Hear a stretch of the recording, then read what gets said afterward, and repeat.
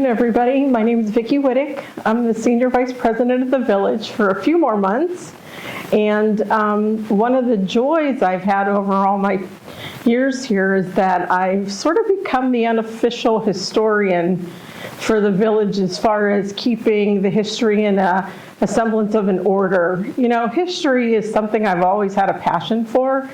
Even outside of Brevillere Village, it's something I've really enjoyed reading and seeing historical things. And one of the things I think that makes the village as special as it is its history.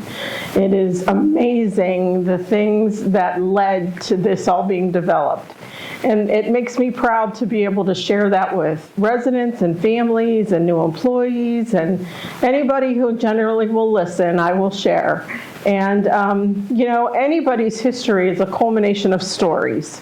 It's events and things that have happened in the past that move the future forward. So I was researching how I wanted to present this, and we have a lot of historical books here, a lot of things that have been left to us over the years.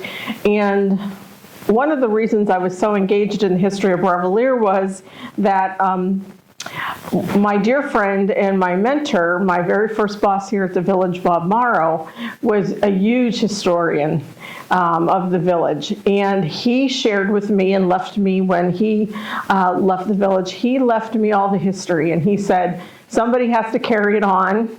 So I figured, you know, you have such an interest in it, I'm going to let you do it. So I, over the years, have had the opportunities to speak to a lot of different people about the actually four components of what makes the village what it is today. The first one being the Cathedral of St. Paul. Without the cathedral, there would be no history. Then it's the Brevillere family, and Catherine Brevillere and her dad, and then Oceana Ball and her family. And then we rounded out with the Brothers of St. Barnabas, an Episcopal order of priests in Pittsburgh near Gibsonia, Pennsylvania, who actually really were the ones who started the history many, many, many years ago.